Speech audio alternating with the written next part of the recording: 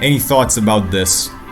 So I have a friend that when I asked about his ayahuasca retreats and should I do it, he said a few things to me. He said that if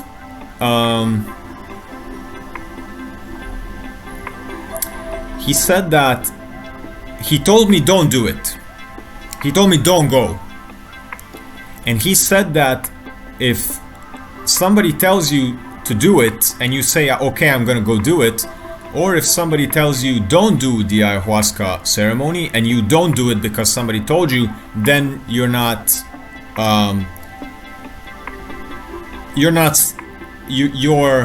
intention is not in the right place for that. That's one thing. The other thing is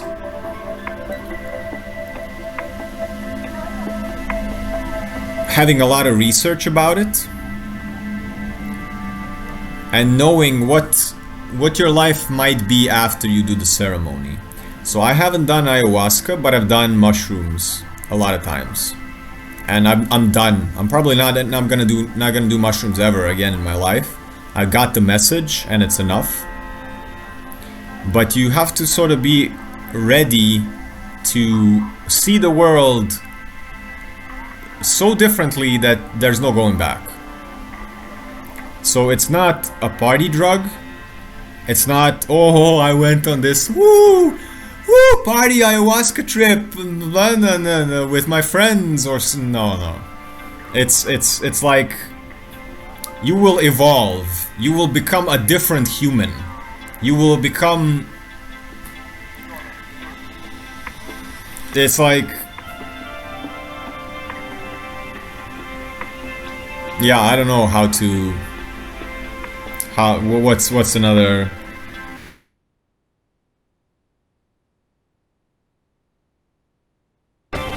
Like.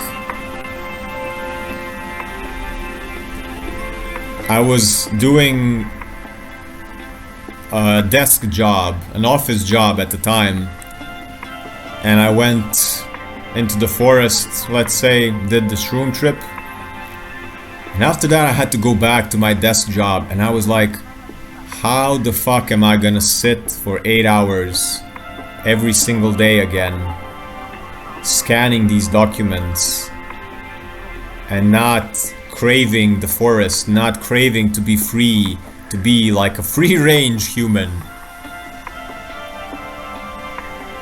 Just you will look at society like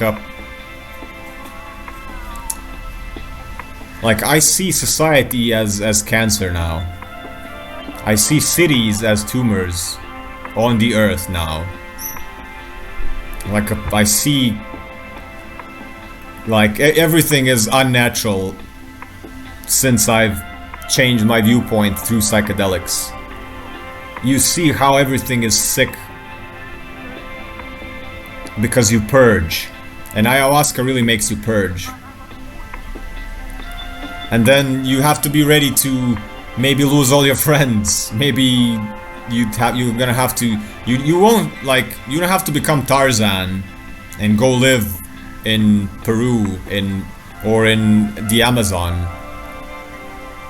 But it will, certain things you just won't be able to do anymore, because you will feel the detrimental effect of spiritless things. When you commune with like spiritual plants like ayahuasca or psilocybin mushrooms or the cactus, you will start to recognize which things have spirit and which don't, which people have, how much people have spirit and don't, which jobs provide spirit and don't. And spirit may be called love or purpose or breath or soul, however you want to call it. But you will be more open to seeing what will drain you and what gives you life. And you really quickly start to realize that in this society, almost everything takes life and doesn't give life to you. Spirit, purpose, soul, love, whatever you want to call it. And then it gets difficult to see. It gets difficult to live in this society because everything sucks from you. Not a lot of things, very rare things give you electricity and life and passion.